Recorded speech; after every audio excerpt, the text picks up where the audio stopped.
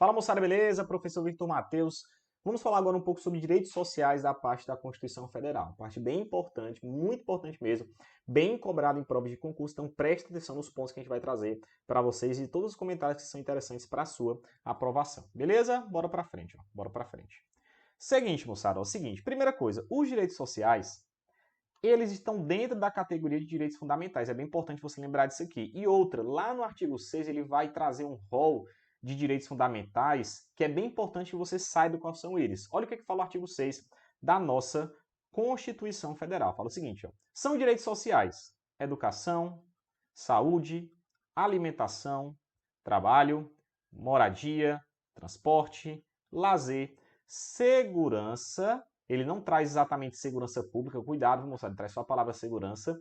9. Previdência social, proteção à maternidade e à infância, assistência aos desamparados, na forma descrita na Constituição. É bem importante você lembrar, moçada, que esse rol que ele traz da Constituição Federal é um rol exemplificativo. Isso quer dizer o quê, moçada? Pega a visão. Ele não diz que são somente esses os direitos sociais. Ele traz assim, ó, esses são direitos sociais, mas pode ser que outra norma, uma norma infraconstitucional, ela dê uma ampliada nesses direitos fundamentais. Lembra, moçada? As normas de direitos fundamentais, elas não podem ser restringidas, elas podem ser ampliadas. Lembra, professor, pode haver alteração da norma de um direito fundamental? Pode, você pode alterá-lo, mas sempre para ampliar ele, nunca para restringir. Lembrando que existe uma vedação de que o núcleo fundamental do direito fundamental deve ficar restrito, deve ficar intacto. Você pode dar uma ampliada, melhorar, aumentar os direitos fundamentais, até porque eles são cláusulas pétreas, né? Então, bora lá. Então, esse rol que ele traz lá no nosso artigo 6º dos direitos fundamentais é um rol exemplificativo. E lembra, moçada, esses direitos sociais, eles são normas de eficácia limitada e de aplicabilidade imediata. Até porque você sabe que os direitos sociais, não confunda, viu? Os direitos sociais, eles são normas de segunda geração. São direitos humanos de segunda geração. De segunda geração. Não confunda, tá aqui, não confunda com os chamados direitos civis, viu? Os direitos civis, eles são de primeira geração. Não confunda uma coisa com a outra, beleza? Direitos sociais são de primeira e segunda geração e direitos civis são de primeira geração. Prestações positivas do Estado e aqui prestações negativas do Estado, tranquilo? Lembra que por ser uma norma de eficácia limitada, é interessante você lembrar que depende de alguma política social, depende de lei para a sua concretização. Então lembra, cara, por ser uma norma de eficácia limitada, é necessário que o Estado atue para quê? Para garantir a educação, saúde, alimentação, trabalho. Todos esses direitos sociais devem ser garantidos pelo Estado. Então, por isso que é um direito de segunda geração. Você não vai ter saúde se o Estado não der. Der não, né? Prestar, né? Que é interessante. Der é como se fosse de graça, né? Mas não é mais ou menos isso. Como se ele prestasse, né? É como se o Estado prestasse, não é a saúde, é prestasse realmente o Estado, né? Então, moçada, o Estado vai, de certa forma, prestar a assistência à saúde, educação, trabalho. Então, tudo isso deve ser levado em consideração quando a gente fala de direitos fundamentais, beleza? E direitos sociais, tranquilo? Lembra, são um rol de norma de eficácia limitada. Lembra disso aí, tranquilo? Olha o que ele fala aqui no nosso parágrafo único. Fala o seguinte, ó. Todo brasileiro em situação de vulnerabilidade social terá direito a uma renda básica familiar, garantida pelo poder público em programa permanente de transferência de renda, cujas normas e requisitos serão determinados por lei, observada a legislação fiscal e orçamentária. Tranquilo? É só uma legislaçãozinha para você dar uma lida na letra da lei. Tranquilo? Lembra disso aqui, cara, isso aqui é muito importante. Ó. Quando a gente fala de direitos fundamentais, existem dois princípios que devem ser confrontados. Dentre eles a gente tem qual? Dentre eles a gente tem quais? O chamado princípio da reserva do possível e o chamado mínimo existencial. Professor, o que quer dizer essa chamada reserva do possível? Olha o detalhe aqui, ó. Olha que importante. A efetivação dos direitos sociais depende da execução de políticas públicas e essa concretização dos direitos sociais depende de gastos estatais. Isso quer dizer o quê? O Estado, sabe? Quando ele vai prestar algum serviço público, algum direito social, como por exemplo a educação, ele tem um gasto. Esse gasto vem dos impostos, das taxas, mas é importante você lembrar que para que o Estado preste saúde, educação e os demais direitos sociais do artigo 6, ele precisa gastar para isso, não é de graça, precisa ter um esforço fiscal e orçamentário para aquilo acontecer. Daí que vem a chamada reserva do possível. Isso quer dizer o quê? Apesar do Estado ter a obrigação de prestar saúde, educação, os direitos sociais, isso depende de orçamento. Então, o Estado só vai fazer o que é possível, o que está dentro do orçamento do Estado. Bora ver mais um pouquinho para comentar mais um pouco sobre isso. Isso quer dizer o quê, moçada? O Estado deve prestar os direitos sociais? Sim, ele deve prestar os direitos sociais. Mas cuidado, ó, existe um limite? Sim, ele deve prestar os direitos sociais, mas apenas na medida financeiramente possível. Isso quer dizer o quê? O Estado pode determinar limites para deixar de ser obrigado a efetivar os chamados direitos sociais. Então, moçada, o Estado ele só vai fazer aquilo que é possível. Vamos dar um exemplo prático para você. Vamos supor que o Brasil ele tem um orçamento específico para a saúde. E aquele orçamento ele não pode ser quebrado, porque senão vai gerar instabilidade fiscal, uma crise financeira, que é uma coisa muito pior. Aí vamos supor que a gente tem uma fila de cirurgias. Fila de cirurgias enorme. Tem um cara ali precisando fazer uma cirurgia urgente de um câncer e uma pessoa precisando fazer uma cirurgia de, sei lá, uma cirurgia estética. Ah, o cara sofreu um acidente, quebrou o nariz, precisa fazer uma cirurgia estética. Tranquilo, mas é estética não só do ponto de vista de beleza, é estética do ponto de vista de saúde mesmo, mental. Aí vamos lá. Cara, qual é a prioridade dos dois? O Estado só tem orçamento para um. A gente vai fazer o quê? Vamos tentar garantir o máximo possível essa questão do mais importante, porque a reserva do possível. Cara, isso aqui vai ser deixado um pouquinho de lado. A gente tem um limite orçamentário, talvez próximo a gente consiga. Então, isso deve ser levado em consideração. A educação do mesmo jeito. Cara, vamos priorizar a educação básica, vamos lá dar gás mais na educação básica. Na educação superior, a gente vai ter que limitar um pouco o orçamento. Então, o Estado sempre vai fazer aquilo que é possível. Ele é limitado à reserva do possível. Eu não posso cobrar do Estado que ele faça uma coisa que é impossível de ser feita. É simplesmente isso aí. Tranquilo? Bora ver mais para frente. Ó. Lembrando que também existe o confronto com a chamada teoria do mínimo existencial. Isso quer dizer o quê? O Estado ele não pode alegar essa questão da reserva do possível para deixar de prestar certas prestações essenciais. Um exemplo, cara, ninguém... Você pode sobreviver sem educação. Pode? Pode. Você pode sobreviver sem educação. Você pode buscar de outras maneiras.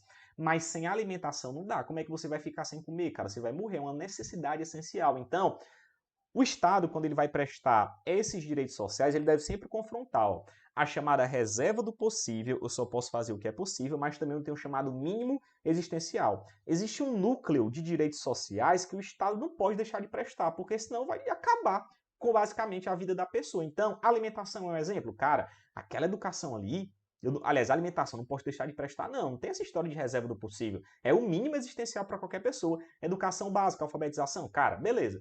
Nível superior, tudo bem, o cara pode buscar de outras maneiras. Agora, educação, meu irmão, analfabetismo não rola. Então, a reserva do possível é sempre confrontada com o chamado mínimo existencial. Eu sempre tenho que colocar isso na balança, como se fosse uma balança que o Estado sempre está colocando em confronto. Beleza? Bora pra frente. Ó. Bora pra frente. Além disso, é interessante que a gente veja no artigo 7 os chamados direitos dos trabalhadores. Lembra desse artigo 7, cara? É importante você dar uma lida a respeito disso. Olha o que ele fala. Ó. São direitos dos trabalhadores urbanos e trabalhadores rurais, além de outros que visem a melhoria de sua condição social. Inciso 1. Relação de emprego protegida contra despedida arbitrária ou sem justa causa, nos termos da lei complementar que preverá indenização compensatória e entre outros direitos. Por exemplo, se o trabalhador ele for regido pela CLT, se ele for demitido sem justa causa, ele recebe 40% de multa do FGTS. Então, isso deve ser levado em consideração, tem que ter um aviso prévio. Então, isso é um direito do trabalhador. Lembrando, viu, moçada, que é importante lembrar, ó, que isso é um direito tanto dos trabalhadores urbanos como também dos trabalhadores rurais. Tem muita gente que acha que isso é direito só do cara que trabalha na cidade. Não, cara. Trabalhador urbano e trabalhador rural também. Seguro-desemprego, mas cuidado, viu? Seguro-desemprego é só no caso de desemprego involuntário. Se o cara pede para sair, ele não vai ter direito a isso, não. Fundo de Garantia por Tempo de Serviço, o FGTS. Salário mínimo fixado nacionalmente unificado, capaz de atender necessidades vitais básicas, enfim, higiene, tal. Vedada sua vinculação para qualquer fim. Grifa isso aqui, cara. Grifa isso aqui.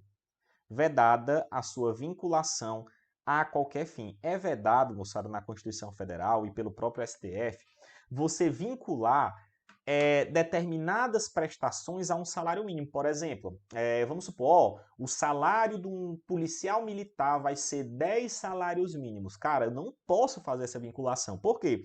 Porque o salário mínimo é uma coisa, e orçamento e salário de outras pessoas, você tem que fazer essa diferença. Então, é impossível, não é vedado, na verdade, que você faça a vinculação de prestações do Estado, de salários de um coronel, de um soldado, de um sargento, de seja lá que órgão de segurança, por exemplo, a um salário mínimo. Então, você não pode fazer essa vinculação. É proibido. Por quê? Porque, às vezes, cara, quando o Estado reajusta um salário mínimo, ele está reajustando para uma população muito imensa. Ele não está fazendo isso para, por exemplo, aumentar um salário de um servidor, por exemplo. Por isso, cara, que o salário mínimo ele deve ser retirado dessa história de vinculação. Porque às vezes o cara pensa, rapaz, se eu aumentar o salário mínimo de todo mundo, eu vou ter que aumentar o salário de um bocado de servidor. Então, isso deve ser proibido. O salário mínimo não pode ser vinculado de qualquer maneira, beleza? Você não pode vincular, por exemplo, o salário de alguém, um orçamento, a um salário mínimo. Isso é proibido de acontecer, beleza? Bora pra frente, ó. Lembrando que fala a súmula vinculante número 6 do STF, que fala o seguinte, ó, não viola o estabelecimento da remuneração inferior a um salário mínimo para praças prestadoras de serviço inicial militar. Por exemplo, um soldado do exército, aquele cara que é conscrito, a pessoa que vai lá se alistar e acaba prestando serviço no exército, ele pode receber salário inferior ao salário mínimo. Cara, isso aqui cai muito em prova, essa súmula vinculante número 6. Então, não esqueça, ó, um praça do exército, ele pode sim receber um salário inferior ao salário mínimo se for no serviço inicial, ou estiver no início de carreira. Então, lembre disso aqui, cara. Eu mesmo já errei isso em prova porque eu não sabia. A súmula vinculante número 6 é muito importante. Pode receber inferior ao salário mínimo alguém que preste serviço para o Exército de maneira inicial, no começo da carreira? Pode. Os praças podem receber inferior ao salário mínimo. Beleza? É a previsão da Constituição. Tranquilo? Da súmula vinculante. Bora ver. Irredutibilidade de salário. Isso quer dizer o quê? Em regra, o salário é irredutível, ele não pode ser reduzido, salvo disposto em convenção ou em acordo coletivo. Por exemplo, o empregador, ele não é obrigado a ficar com o empregado. Não, se ele quiser demitir, ele pode, vai ter que pagar uma série de coisas. Às vezes, o que, é que pode acontecer? O cara vai lá, chega nos empregados e fala assim, cara, infelizmente eu vou ter que demitir vocês, porque eu não estou com condição, a empresa está quebrando, eu vou ter que demitir todos vocês, ou então uma parte de vocês. É o que os outros empregadores falam. Cara, bora fazer o seguinte, tu mantém todo mundo, porque todo mundo precisa desse emprego, mas reduz o nosso salário. É um acordo coletivo que pode ser feito. Então, irredutibilidade do salário é a regra. Você não pode reduzir o salário, salvo uma convenção ou um acordo coletivo que até o sindicato participa disso, beleza? Lembra disso aí. Eu coloquei os principais, moçada. Isso aqui é interessante, ó. Esse inciso 11. Participação nos lucros, nos resultados, desvinculada da remuneração. Isso quer dizer o quê, ó? Cara, essa participação dos lucros e dos resultados é um direito do trabalhador, mas não vai ser vinculado à remuneração. Ele vai receber o salário dele e ele vai receber uma participação do lucro. Se não tem lucro nenhum, ele recebe nada. Se tem lucro, ele recebe. Então, o salário do cara é mantido. Eu não posso condicionar o salário dele, a remuneração dele, ao lucro. Ó, eu só vou te pagar se eu tiver lucro. Não, cara, isso não vai rolar. O cara vai receber a sua remuneração, mas também vai receber os lucros resultantes da empresa, tranquilo? Essa parte que é bem importante, ó. E excepcionalmente, participação na gestão da empresa, conforme definido em lei. Então, moçada, o cara tem direito ao lucro, sempre ele tem direito a lucro e resultado, mas é de maneira excepcional que ele vai ter participação na empresa. Não é sempre que um trabalhador terá participação na empresa, tranquilo? Lembra isso aí, não é sempre que o trabalhador terá participação na empresa, beleza? Bora pra frente. Bora pra frente. Duração de trabalho não superior a 8 horas diárias e 44 horas semanais. Muita gente acha que é 40, viu, moçada? Mas é 44. Facultada a compensação de horários e a redução da jornada. Isso quer dizer o quê? O cara pode, por exemplo, propor para o trabalhador uma jornada inferior a 44, mas também ele vai compensar em relação ao salário. É um acordo que pode ser feito, né? Liberdade que a pessoa tem para fazer. Mediante acordo e convenção coletiva de trabalho. Então é possível isso acontecer. Isso aqui, moçada, é uma jornada em que vai ter interrupções, né? O cara tem uma folga, tem uns 15 minutos de descanso ali, né? Jornada de 6 horas para trabalho realizado em turnos ininterruptos de revezamento. Isso quer dizer o quê? Você vai ficar trabalhando de maneira 6 horas, de maneira sem parar para o almoço, por exemplo, sem parar para um descanso. Então, é 6 horas ininterruptas de revezamento. Às vezes isso acontece com o quê? Com os porteiros, né? Aí fica o porteiro lá 6 horas, depois fica 6 e assim vai, né? Salvo alguma negociação coletiva. Então, Essas 6 horas ininterruptas é a regra, mas se tiver alguma negociação, isso pode ser alterado de alguma forma. Repouso semanal remunerado, preferencialmente aos domingos. Não é obrigatório ser os domingos, é de maneira preferencial. Se for para descansar no domingão, mas é de maneira preferencial. Remuneração de serviço extraordinário superior, no mínimo, a 50% do normal. Isso quer dizer o quê? Se o cara recebe uma hora, uns R$100 a hora, tá ganhando só, porra, né? Botar aqui 10 conto, porque 100 conto é muito dinheiro, né? Se o cara tá recebendo 10 conto a hora, R$10 a hora, ele pode receber em uma hora extra 15, que é no mínimo 50% do valor normal. Lembrando que pode ser mais, viu? Pode ser mais do que 15, mais 50%, mas geralmente é a regra. A assistência gratuita aos dependentes. Cara, esse aqui cai, viu, meu irmão? Esse inciso 25 cai. Lembra dele, viu? Assistência gratuita aos filhos e dependentes desde o nascimento até os 5 anos em creches e pré-escolas. Eles adoram trocar isso aqui por 6, viu, macho? Não é 6, é 5, é o número menor. É 5, beleza? Artigo 8º. Olha o que fala o nosso artigo 8º, moçada. Olha o que fala o nosso artigo 8º. É livre a associação profissional ou sindical, observado o seguinte. Isso quer dizer o quê, moçada? A pessoa ela não é obrigada a se vincular a uma associação profissional ou a um sindicato. Ela não é proibida de fazer isso. Ela não é obrigada a fazer isso. É livre essa associação. Ela pode se associar da maneira que ela quiser, da maneira que ela bem entender. Só que tem que observar alguns requisitos. Ó. Olha o que ele fala. A lei não poderá exigir autorização do Estado para a fundação de sindicato, ressalvar o registro no órgão competente, vedada ao poder público a interferência e a intervenção na organização sindical. Cuidado, moçada, com isso aqui. Não confunda uma coisa com a outra. Pergunta. Cabe ao Estado autorizar a criação de um sindicato? Não, moçada. Estado não autoriza a criação de sindicato. Ah, professor, então quer dizer que eu posso criar um sindicato agora da minha cabeça? Não é bem assim. Você vai criar um sindicato, mas precisa ter registro daquele sindicato. Porque o Estado ele não vai interferir no sindicato, é livre. O sindicato vai atuar da maneira que ele bem entender. Observado a legalidade, óbvio. Mas lembra, cara, ele não pode exigir autorização. Você não precisa pedir para o governo para criar um sindicato, não. Isso não é necessário. Entretanto, é necessário que seja registrado. Como é que tu vai criar um sindicato agora de uma hora para outra e não tem registro nenhum? É necessário, cara. Isso aí vai ser importante para que aquele sindicato seja formalizado. Então, essa história de registrar é só regulamentar, é só deixar tudo ok judicialmente, tudo beleza. Mas, cuidado, não pode exigir para que esse Estado autorize a fundação de sindicato. Tranquilo? Bora para frente. 2.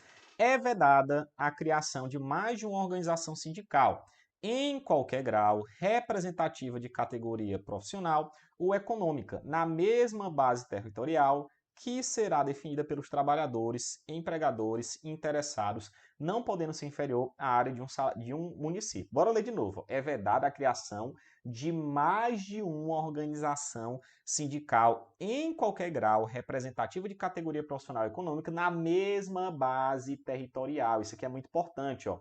Na mesma base territorial. E será definido pelos trabalhadores empregados, não podendo ser inferior a um município. Olha o detalhe aqui, ó. Olha o detalhe. O que é que seria essa base territorial de um sindicato? Entenda o seguinte, moçada, ó. Entenda o seguinte. Quando se vai criar um sindicato, não faz sentido você colocar muitos sindicatos de uma mesma categoria profissional tudo junto numa cidade. Tipo, Fortaleza ter 10 sindicatos dos motoristas de ônibus. Não rola. Não tem como. Então, o que é que acontece? Ó? Esses trabalhadores, eles vai ter o sindicato na cidade? Vai ter o sindicato na base territorial? Vai. Mas cuidado, essa base territorial, ela deve ser de, no mínimo, um único sindicato na base territorial, de, no mínimo, um município. Então, em Fortaleza, vai ter o sindicato lá dos motoristas no mínimo. Pode ser que seja maior a base territorial? Pode. Pode ser que, por exemplo, tenha um sindicato no estado inteiro. Para o estado inteiro, pode. Tudo bem. Mas o mínimo dessa base territorial é dentro de um município. Para quê, moçada? Para evitar que dentro da mesma cidade, dentro do mesmo município, tenha mais de uma base territorial. Então é importante você lembrar disso. Aliás, mais de um sindicato. Então, qual é o limite dessa base territorial? Qual é o mínimo dela? O mínimo é o tamanho de um município. Mas cuidado, pode ser maior? Pode ter um sindicato nacional, um sindicato dentro de um estado inteiro, pode, mas o mínimo é o município. Então não pode ter um sindicato da mesma categoria profissional dentro de uma base territorial. Então, 2 sindicatos dos motoristas de ônibus dentro de Fortaleza. Não rola, tem que ter só um, porque senão vai ter confronto. Aí é um sindicato fala uma coisa, outro fala outra, para não ficar baldeado o negócio, né? para evitar baldear. 2. O sindicato cabe à defesa dos interesses coletivos e individuais da categoria. Cuidado, moçada, muita gente acha que o sindicato só defende direito coletivo, e na verdade não, também são os individuais, né, do próprio trabalhador, inclusive questões judiciais e questões administrativas. Olha o que o STF considera ainda que no artigo 8º, inciso 3, assegurar ampla legitimidade ativa aos sindicatos para atuarem como substitutos processuais das categorias que representam na defesa de direitos e interesses coletivos. Cuidado, viu, moçada? Ó, o sindicato, ele só pode ser substituto processual, dos trabalhadores no caso de interesses de natureza coletiva. Isso quer dizer o quê? Eu vou dar um exemplo. Os trabalhadores estão com problema a respeito de uma remuneração que o trabalhador, que um empregador não pagou, o chefe. O sindicato, são todos os trabalhadores, ou uma grande parte deles que está com esse problema. O sindicato pode substituir eles? Pode substituir porque é o interesse coletivo. Isso pode acontecer. Mas cuidado, moçada, isso não se aplica para interesses individuais, particulares. Então, essa questão de substituir profissionais na defesa de direito e interesse é só interesses coletivos, beleza? O STF considera que isso pode acontecer, tranquilo? Como substituto processual. O que é um substituto processual? Sai a figura dos trabalhadores e o sindicato vai representá-los lá. É isso que vai acontecer, beleza? Bora ver. 6. É obrigatória a participação de sindicatos em negociações coletivas de trabalho. Isso é importante também, viu? Negociações coletivas não são as individuais, moçada, são as coletivas, é necessário que o sindicato participe. E o aposentado filiado tem o direito a votar e a ser votado nas organizações sindicais. Isso é bem importante porque às vezes o cara acha que só porque ele está aposentado ele tem direito a se candidatar dentro do sindicato. É importante que ele tenha esse direito sim, tranquilo? Artigo 9. É assegurado o direito de greve, compelindo os trabalhadores a decidir sobre a oportunidade de exercê-lo e sobre os interesses que devam, por meio, defender. Então, essa questão da greve é muito importante. Por quê? Porque a greve não vai ser o sindicato que vai decidir se vai ter greve ou não. Serão os próprios trabalhadores. Então, o sindicato, às vezes, comanda uma greve, mas os trabalhadores vão decidir se vão exercer o direito de greve, são os trabalhadores, e quais são pleitar, o que é que eles querem pleitar, o que é que eles querem conversar a respeito daquilo, o que é que eles estão pleitando de direitos fundamentais, basicamente. Aliás, direitos trabalhistas, o que é que eles querem. Então, o próprio trabalhador ele vai ter a oportunidade de exercer o direito de greve, obviamente, geralmente junto com o sindicato, e ele tem o direito de dizer o que é que ele quer naquela greve, né? Tranquilo? Bora para frente. Parágrafo 1º.